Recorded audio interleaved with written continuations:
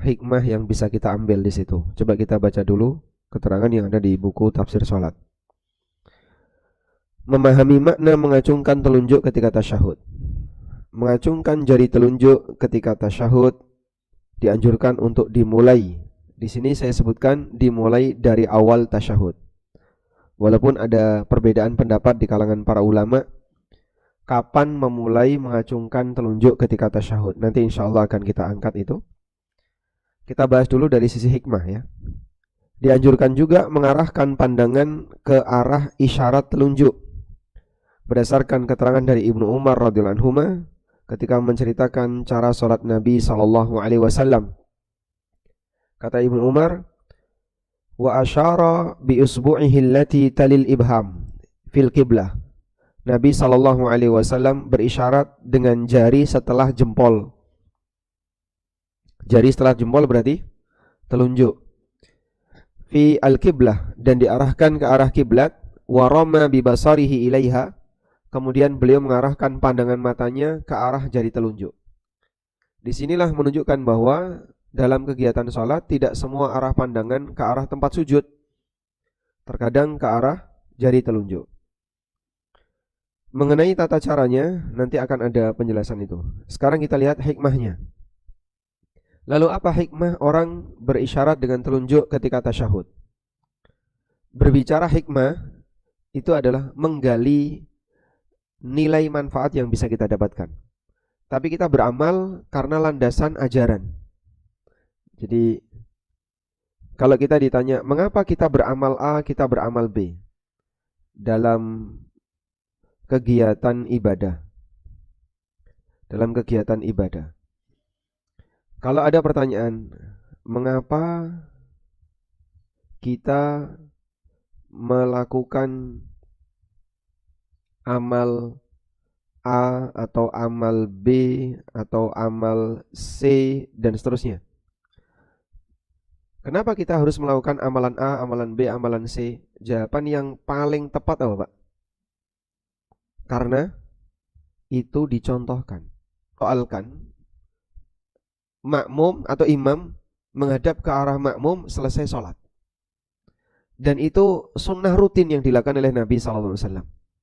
Sebagaimana disebutkan dalam banyak riwayat, seperti dalam riwayat Samurah, kemudian juga dari sahabat-sahabat yang lain, Nabi SAW kalau beliau selesai sholat hanya membaca Allahumma antas salam wa minkas salam tabarakta ya dzal jalali wal ikram. Lalu beliau menghadap ke arah makmum. Dan itu rutin. Nah, cara menghadapnya itu ada dua. Sebagian riwayat beliau muter dari arah kiri sehingga ke selatan dulu baru menghadap ke arah makmum. Dan sebagian riwayat beliau muter ke arah kanan. Maka Ibnu Mas'ud radhiyallahu anhu menekankan dalam hadis Bukhari Muslim bahwa ketika kita menghadap ke arah makmum boleh dari arah kiri, boleh dari arah kanan. Dua-duanya bebas. Tapi tidak ada rutinitas Nabi SAW tetap menghadap ke arah kiblat, itu tidak ada. Ada? Lalu ada penjelasan hikmah. Hikmahnya apa? Nah, hikmahnya adalah untuk menjadi penanda bahwa sholat sudah selesai. Itu hikmah. Nah, sekarang pertanyaannya, praktek kita sebagai imam karena hikmah atau karena dalil? Karena hikmah atau karena dalil? Karena itu praktek Nabi SAW. Jadi bukan karena hikmahnya. Hikmahnya itu penjelasan ulama. Ulama menjelaskan di antara hikmahnya bahwa Nabi SAW melakukan ini adalah sebagai penanda bahwa sholat beliau sudah selesai. Andaikan sholat selesai itu ditandai dengan dinyalakan lampu misalnya. Ada lampu. Dah, begitu imam sudah salam, lampunya dinyalain. Tek. Orang datang, oh lampu itu nyala, berarti sudah selesai. Sehingga cukup dengan tanda lampu, tapi imamnya tidak menghadap ke arah makmum. Apakah berarti dalam posisi ini imam sudah mengikuti sunnah Nabi SAW? Ya belum. Kamu tidak melakukan itu. Tetapi kan yang penting saya kasih penanda. Penjelasan fungsi penanda itu hikmah, bukan praktek yang dilakukan oleh Nabi SAW. Sehingga seharusnya kamu tetap menghadap ke arah makmum. Lalu di antara hikmahnya adalah makmum ini akan mengetahui atau makmum yang baru datang mengetahui kalau beliau sudah selesai salat. Baik. Nah, disinilah kita perlu bedakan antara sunnah dengan hikmah sunnah. Jadi ada sunnah sendiri, ada hikmah sunnah sendiri. Selanjutnya, berkaitan dengan mengacungkan jari ketika tasyahud, hikmah yang paling utama ketika mengacungkan jari adalah mengikuti sunnah Nabi SAW. Karena melestarikan putusnya.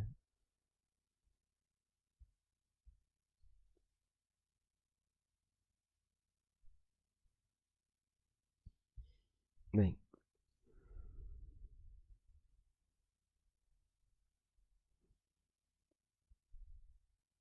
Karena melestarikan sunnah termasuk hikmah tertinggi dalam setiap amalan kita, terlebih amal ibadah.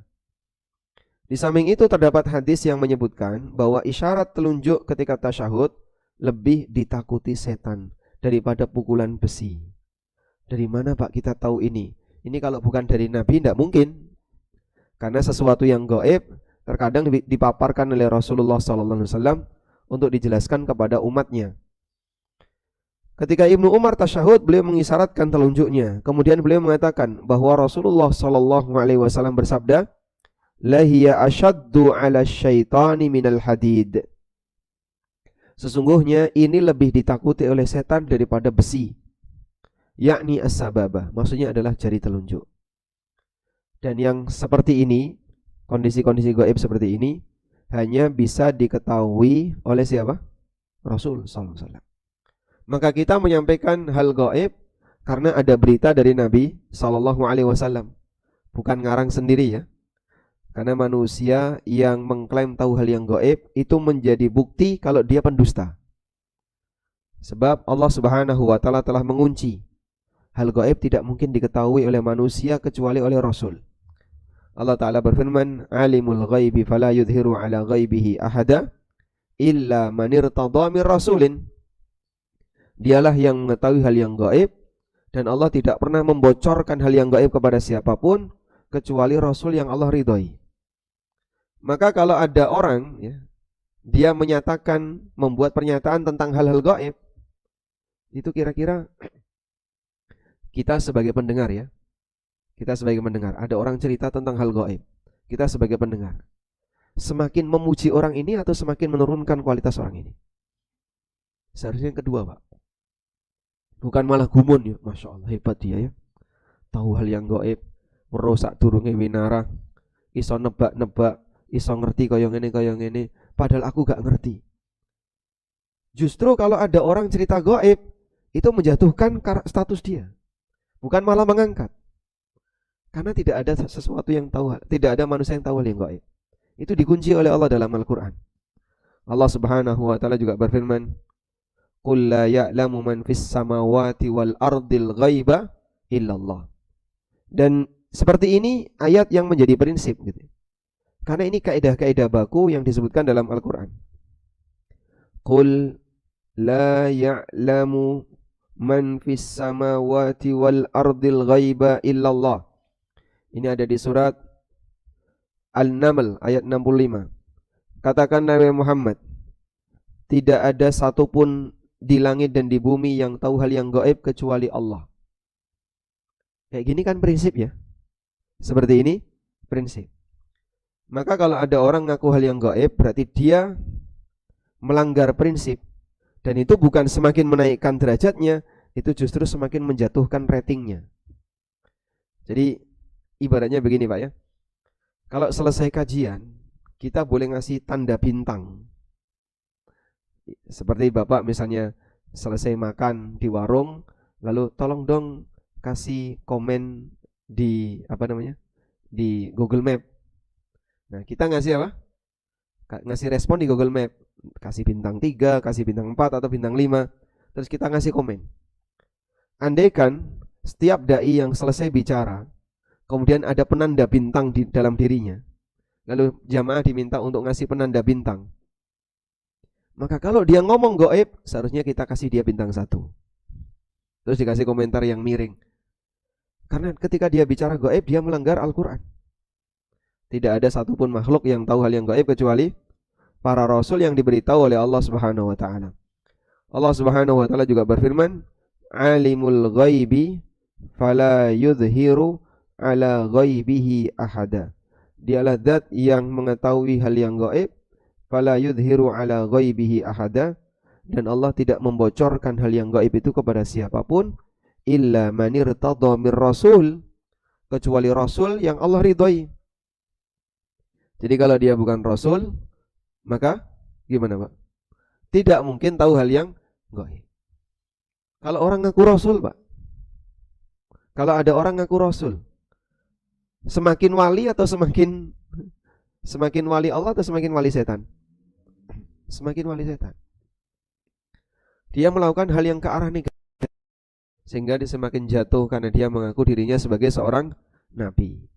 Maka kita menjadikan Al-Quran sebagai alat ukur apakah orang ini orang yang benar atau tidak. Inilah perkataan Ali bin Abi Thalib radhiyallahu anhu. Al-haqqu la yu'rafu birrijal, walakinnar rijala yu'rafu bil haqqi. Kebenaran itu tidak diukur dari siapa yang bicara, tapi sebaliknya, siapa yang bicara itu diukur dari nilai kebenaran yang dia sampaikan. Sehingga kalau yang bicara, misalnya orang yang punya pengikut banyak tapi ngomongnya ngawur, ya kita sebut ini orang gak benar. Tapi kalau yang bicara pengikutnya sedikit misalnya, cuman dia sampaikan yang benar-benar, maka kita sebut orang ini as-sadiqun, orang yang benar, walaupun dia tidak punya pengikut atau pengikutnya sedikit. Ya, maka jangan dibalik gitu ya. Standar seperti itu jangan dibalik. Kita lanjutkan sekarang. Sebagian ulama menyebutkan bahwa hikmah isyarat telunjuk di sini menunjukkan wahdaniyah, keesaan Allah. Sehingga kita berisyarat dengan telunjuk untuk menjelaskan tentang keesaan Allah. Ibnu Utsaimin menyebutkan bahwa isyarat jari ketika tasyahud menunjukkan ketinggian zat yang menjadi sasaran dalam berdoa, yaitu Allah Ta'ala. Demikian, semoga semakin memahamkan kita akan makna setiap gerakan yang kita lakukan dalam salat, sehingga mendorong kita untuk lebih khusyuk dalam mengerjakannya. Sehingga fungsi penjelasan hikmah untuk menambah perenungan yang dilakukan oleh seorang hamba ketika dia melakukan aneka gerakan-gerakan dalam salat. Sekarang coba kita baca berikut ini. Baik. Sudah ngantuk, Pak? Sudah ya? Nah, kalau sudah ngantuk, lihat ke depan. Kita mau bahas yang pertama berkaitan dengan kapan isyarat jari telunjuk itu dimulai. Karena kan ada beda pendapat ya. Mungkin di antara Bapak Ibu pernah lihat ada orang begitu dia duduk tasyahud langsung isyarat telunjuk. Ada yang isyarat telunjuknya masih nanti ketika sudah di tengah baru isyarat telunjuk. Ada yang isyarat telunjuknya kadang muncul, kadang hilang. Kadang muncul, kadang hilang. Nanti muncul lagi, hilang lagi. Ya? Sebelum kita membahas apakah digerakkan ataukah diam. Kalau digerakkan, gerakannya naik turun ataukah ke samping ke kanan. Insya Allah kita bahas ya. Baik. Satu prinsip, ketika orang itu tidak tahu, biasanya dia akan mengingkari. Ada ungkapan apa? Tak kenal maka ta'aruf, tak kenal maka tak sayang. Dan dalam Al-Quran Allah Subhanahu wa ta'ala mengatakan, wa idh lam yahtadu fasayaquluna hadza ifkun qadim. Mereka tidak mendapatkan petunjuk, mereka menyebut Al-Quran ini sebagai kedustaan. Jadi sampai Allah sebutkan orang yang mengatakan Quran itu sebagai kitab dusta, latar belakangnya karena dia nggak ngerti Quran. Betul apa yang dikatakan oleh orang Jawa, tak kenal maka tak sayang. An-nasu a'da'u ma jahilu, manusia akan memusuhi apa yang tidak dia kenali. Sekarang kita lihat di sini. Wa qad ikhtalafa ahlul ilmi fi dzalika ala aqwalin. Para ulama beda pendapat berkaitan dengan kapan mulai mengangkat jari telunjuk ketika tasyahud. Amal Hanafiyah, menurut Hanafiyah, fayarawna raf'as sababah inda nafyi fi syahadatain, yakni inda qawlihi la, wa yada'uha indal itsbat. Untuk Hanafiyah, menurut mereka jari telunjuk mulai diangkat ketika kita mulai membaca la ilaha illallah di lafaz la ilaha. Lalu diturunkan lagi indal isbat ketika kita membaca illallah. Sehingga dalam madzhab Hanafiyah asyhadu an la ilaha illallah. Cuman itu toh. Ngangkatnya cuman la ilaha illallah. Medun lagi. Hanya sebentar.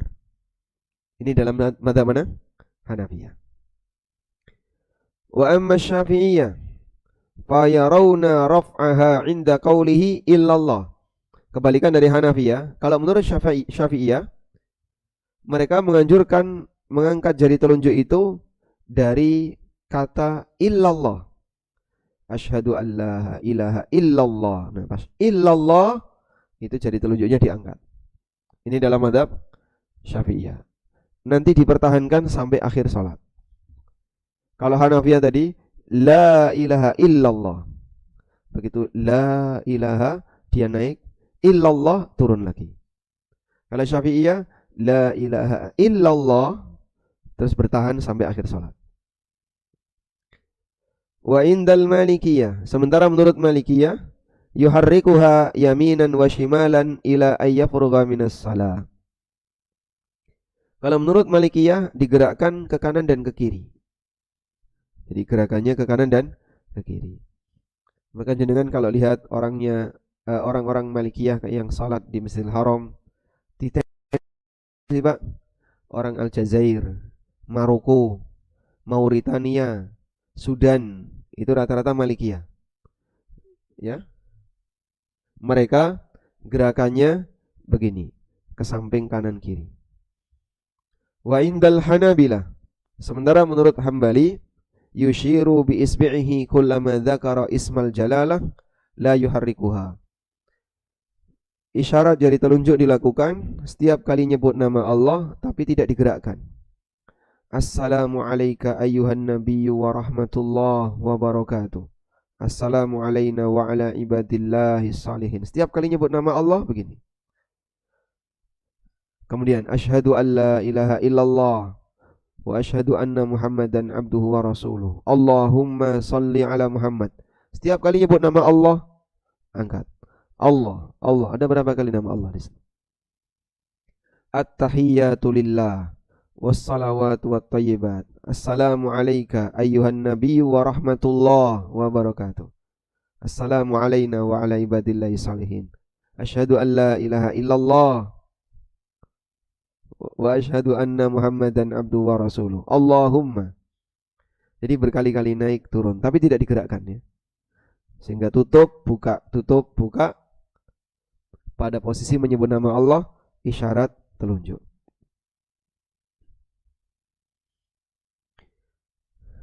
Karena dalam hal ini dalilnya cuma menyebutkan Nabi SAW berisyarat dengan jari saat tasyahud, tapi di situ tidak ada keterangan kapan waktunya dan tidak ada keterangan berapa lama. Sekarang kita baca hadisnya.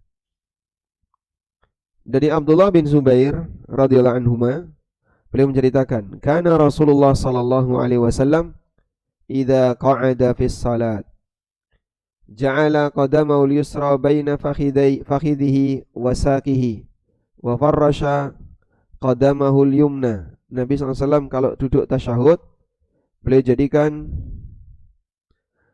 kaki kirinya antara betis dan paha, dan beliau bentangkan kaki kanannya.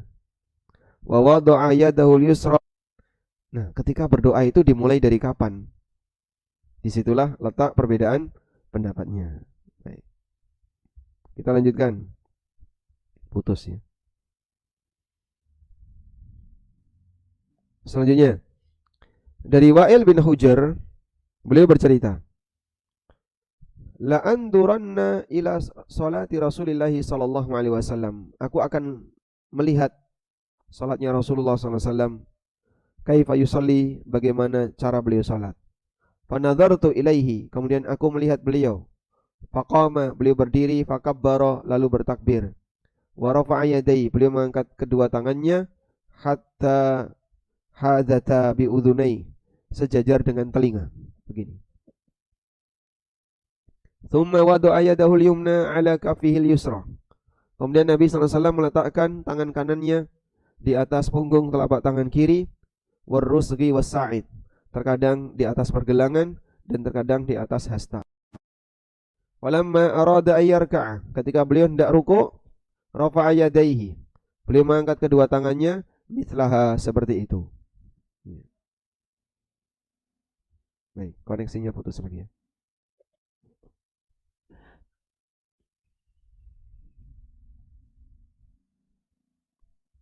Saya bacakan lagi.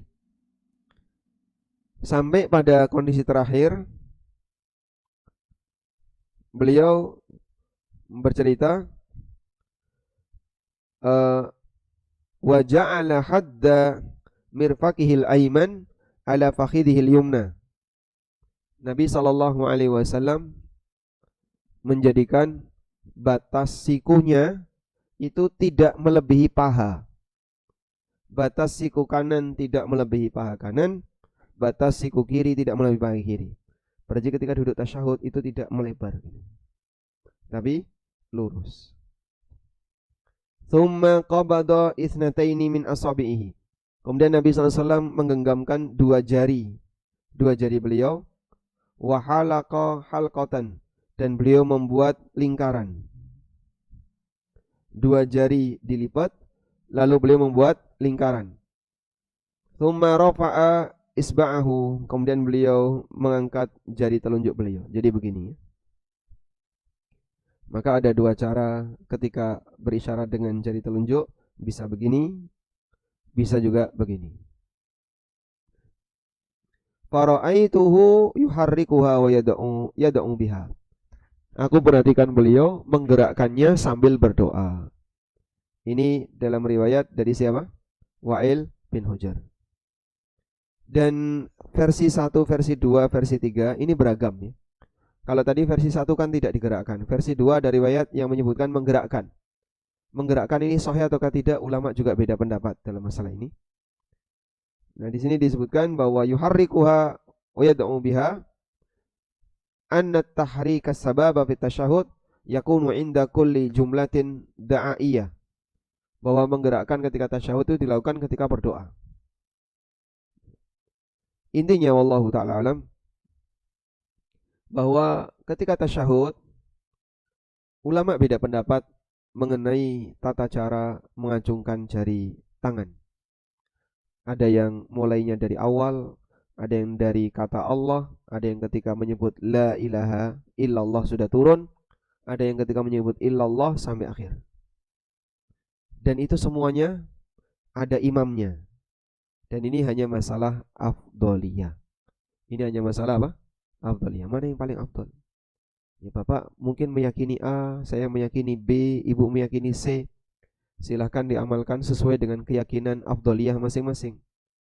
Kalau Anda meyakini yang afdol itu ketika membaca la ilaha illallah, monggo. Yang afdol ketika mengucapkan nama Allah, silahkan. Kalau saya Pak dari awal sampai akhir, nggih monggo. Sebab tidak ada keterangan detail tentang itu. Baik, sekarang kita baca lagi ya. Berkaitan dengan bagaimana cara tunjuk ketika tasyahud. Ulama 4 mazhab sepakat disyariatkan untuk mengangkat jari telunjuk ketika tasyahud. Namun mereka beda pendapat kapan isyarat itu dimulai dan apakah perlu digerakkan ataukah tidak. Jadi ada dua pembahasan di sini ya. Kapan waktunya? Kemudian yang kedua apa? Perlu digerakkan atau tidak? Menurut Hanafiyah disyariatkan jari telunjuk itu diisyaratkan ketika mengucapkan la ilaha, lalu diletakkan ketika mengucapkan illallah, dan tadi sudah kita singgung. Nah, ini disebutkan dalam keterangan Ibnu Abidin, salah seorang ulama mazhab Hanafiyah. Dalam Hasyiah Ibnu Abidin dinyatakan wa yarfa'u sababa indan nafyi wa yada'uha indal itsbat. Telunjuk diangkat ketika mengucapkan la ilaha dan telunjuk diturunkan ketika mengucapkan illallah. Wa hadza ma'tamadahul mutaakhirun. Dan ini yang jadi acuan para ulama al-mutaakhirun, ulama belakangan. Li thubutihi 'anin Nabi sallallahu alaihi wasallam, berdasarkan riwayat yang sahih dari Nabi sallallahu alaihi wasallam. Ini menurut Hanafiyah. Wa dhahaba Syafi'iyah, sementara Syafi'iyah mengatakan dianjurkan untuk mengangkat jari telunjuk ketika orang yang salat itu mengucapkan illallah ila nihayati tasyahud. Ketika mengucapkan illallah, jari telunjuk diangkat sampai selesai tasyahud, tidak digerakkan, seperti keterangan dalam Mughnil Muhtaj. Seperti keterangan dalam kitab Mughni al-Muhtaj.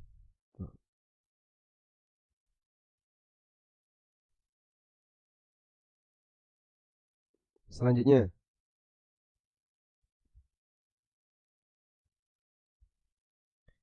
wa dzhabal Hanabilah, sementara menurut mazhab Hambali, jari diisyaratkan ketika menyebut nama Allah. Ada keterangan Al-Mardawi dalam kitab Al-Insaf. Tanbihun, catatan. Al-isyarah takunu inda dzikrillah. Isyarat telunjuk dilakukan ketika menyebut nama Allah. Faqat saja. Ala sahih minal madhab, menurut pendapat yang sahih dalam madhab Hambali. Sehingga kalau menyebut nama Allah diangkat, kalau tidak menyebut nama Allah diturunin. Maka kadang naik, kadang turun. Wala yuharrikuha indahum, dan tidak digerakkan. Al-Mardawi mengatakan la yuharriku isba'ahu halatal isyarah ala sahih minal madhab. Jari tidak digerakkan ketika berisyarat menurut yang sahih dalam madhab Hambali. Wa dzhabal Malikiyah, sementara Malikiyah mengatakan disyariatkan untuk isyarat dan diiringi dengan gerakan daiman, terus-terusan. Jadi gerakannya terus. Yaminan wa shimalan, ke kiri dan ke kanan. Kanan kiri. Bukan naik turun. Dan kita enggak perlu heran kalau lihat orang kayak gitu. Iki salat kok utak-utik. Itu enggak main-main, Pak, itu serius. Lah kok gini-gini gerakan jarinya? Apa dia gemeteran tangannya atau gimana? Bukan, dia meyakini itu sunnah. La fauqa wa tahat, bukan ke atas ke bawah. Tapi kemana? Kanan kiri, samping kanan kiri. Qala Syekh Khalil Harras. Qala Syekh Khalil, wa tahrikuha daiman. Digerakkan terus-terusan. Qala Al-Kharrashi, kata Al-Kharrashi, ini ada yang menyebutkan beliau Syekh Azhar pertama atau Imam Al-Azhar pertama. Dan beliau bermadzhab Malikiyah. Ai wa nadmu tahrikis sababa yaminan wa shimalan. Bahwa anjuran untuk menggerakkan telunjuk itu ke arah kanan dan kiri. Bukan ke arah atas bawah, tapi kanan kiri. Wallahu a'lam. Ya, alhamdulillah dengan mengetahui seperti ini agar kita tidak memandang aneh sebelahnya yang sedang sholat, baik yang menggerakkan maupun yang diam, atau yang jari tasyahudnya diacungkan dari awal, atau dari ketika membaca nama Allah, atau la ilaha atau illallah, semuanya punya imam dalam masalah ini. Dan ini hanya masalah apa tadi, Pak? Afdaliyah, mana yang paling afdal. Wallahu a'lam. Walhamdulillahirabbil alamin. Baik, kita cukupkan sampai di sini untuk materinya. Memberi kesempatan bagi Bapak Ibu barangkali ada yang mau disampaikan lebih panjang. Dan insya Allah di pertemuan berikutnya nanti kita bahas 5 tingkatan manusia ketika sholat. Nah, pas ya. Baik, tidak ada pertanyaan? Kita pulang. Silakan. Pakai mikrofon atau langsung? Silakan. Boleh di Waalaikumsalam. Silakan. Apakah ada ketentuan pada saat kita melaksanakan suatu kegiatan ibadah untuk harus melaksanakan dengan satu mazhab atau boleh beberapa mazhab? Misalnya pada saat sholat ada beberapa gerakan, kita kadang memakai mazhab Hambali dan juga kita kadang memakai mazhab Hanafi gitu. Ataukah hanya satu mazhab saja? Prinsipnya kita beramal karena mengikuti Nabi SAW, ya. Dan kebenaran itu tidak terkumpul pada satu mazhab, sehingga tidak ada istilah Semua sholat yang sesuai sunnah hanya ada di sini. Di tempat yang lain nggak komplit sunnahnya. Kalimat ini nggak benar. Karena madhab itu bukan agama. Madhab itu produk ijtihad. Sehingga para ulama beristihad, lalu jadilah kumpulan-kumpulan pendapat. Kemudian kumpulan pendapat itu kalau diwadahi ada kemiripan. Sehingga jadilah satu madhab. Karena ijtihad, namanya ijtihad, ada peluang benar, ada peluang salah. Sehingga kalau kita misalnya mau melaksanakan sholat saja ya, satu kegiatan sholat, saya mau ngikuti ijtihadnya A saja, monggo silakan. Tapi kalau Bapak menemukan kok ternyata ijtihadnya A ini tidak sejalan dengan hadis yang sahih, ya jangan bertahan. Sebab nanti akan ada konsekuensi di akhirat. Tetapi kan itu sudah dilakukan oleh ulamanya, hadis sahih itu. Dan ada beberapa muridnya Abu Hanifah yang beliau mengatakan, andai kan guruku tahu hadis ini, pasti beliau akan meninggalkan pendapatnya. Itu banyak kita jumpai dari keterangan-keterangan Abu Yusuf, Muhammad bin Hasan Asy-Syaibani, atau murid Abu Hanifah yang lain. Karena ilmu itu tidak mengenal stagnan. Sehingga Imam Syafi'i ketika di Irak, begitu keluar dari Irak, beliau datang lagi ke Mekah dan Madinah, lalu setelah itu beliau ke Mesir, punya pendapat baru yang disebut dengan qaul jadid. Pendapat beliau di Irak namanya qaul qadim, pendapat beliau ketika keluar dari Irak namanya qaul jadid. Pendapat lama dan pendapat baru yang kadang berseberangan. Tapi ini ijtihad dan ini juga ijtihad. Kok bisa Pak terjadi perubahan seperti itu? Beliau apa enggak punya pendirian? Bukan gitu. Itu bukti kalau belajarnya tidak berhenti. Sehingga berubah pendapat, berubah ijtihad, justru ini bukti yang bersangkutan tidak berhenti belajar. Selesai belajar, belajar lagi. Terus seperti itu. Nah, ketika belajar lagi tadi, menemukan hal yang baru, enggak bertahan dengan pendapat yang lama. Lalu beliau beristihad, dan istihad yang barunya mungkin bertentangan dengan, berbeda dengan hasil istihad yang lama. Hal yang sama juga ketika kita belajar salat. Sehingga misalnya Pak, salat, anggaplah misalnya mengikuti mazhab Hanafiyah. Mazhab Hanafiyah itu mengucapkan takbiratul ihram, itu boleh pakai ungkapan apapun, yang penting menunjukkan keagungan Allah. Allahu a'zam, itu boleh. A'zam sama akbar kan maknanya sama.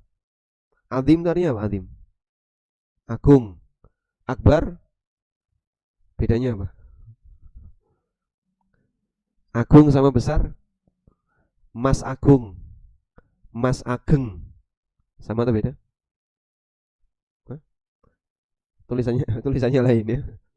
Maknanya Mas Agung sama Mas Ageng sama atau beda? Agung, agung itu mulia, bukannya aziz. Aziz, iya. Karim, karim artinya apa? Al-Karim, mulia. Azim, maha agung artinya maha besar. Dzul arsyil azim, Allah mensifati arsy dengan azim karena arsy-nya Allah besar. Ya. Nah, Allah Subhanahu wa taala punya nama azim. Boleh enggak Pak kita takbiratul ihram? Allahu a'zam. Dalam Hanafiyah boleh. Karena semakna dengan Allahu Akbar. Yang penting pengagungan untuk Allah. Mau dibaca Allahu Akbar, mau baca Allahu A'zam boleh. Tapi jangan diterjemahkan Allah gede banget. Nah, kalau itu batal sholatnya. Baik. Yang seperti ini kondisinya, apakah ketika kita misalnya menemukan itu, lalu kita ngikutin itu, dalam perjalanannya kita menemukan ilmu baru, tidak boleh Allahu A'zam, harusnya Allahu Akbar, dan pakemnya hanya Allahu Akbar. Kok bertahan dengan pendapat lama, ya kita salah. Anda sudah tahu yang baru, Anda sudah tahu yang benar, kenapa masih bertahan dengan yang lama? Begitu ya. Jadi belajar, pada asalnya kita ketika belajar itu pasti ada gurunya kan Pak? Gurunya mengajari sesuatu, tapi ketika kita belajar lagi, kok kayaknya sebelumnya saya salah. Nah, saat mengetahui yang salah itu segeralah kembali kepada kebenaran. Wallahu a'lam. Selanjutnya.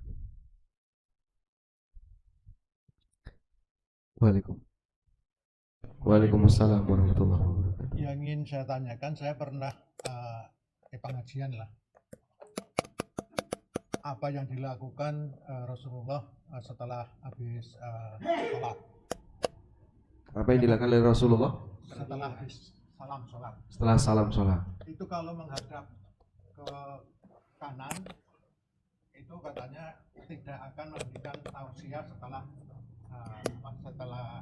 sholat. Kemudian kalau menghadap ke jamaah, itu katanya akan memberikan tausiah. Apakah itu ada dasarnya benar atau salah? Kemudian berarti kalau setiap imam itu berperilaku seperti itu, berarti kalau kita ngimami istri misalnya sholat di rumah, apakah juga berperilaku seperti itu?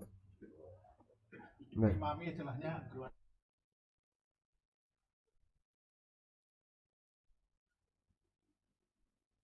Waalaikumsalam warahmatullahi wabarakatuh.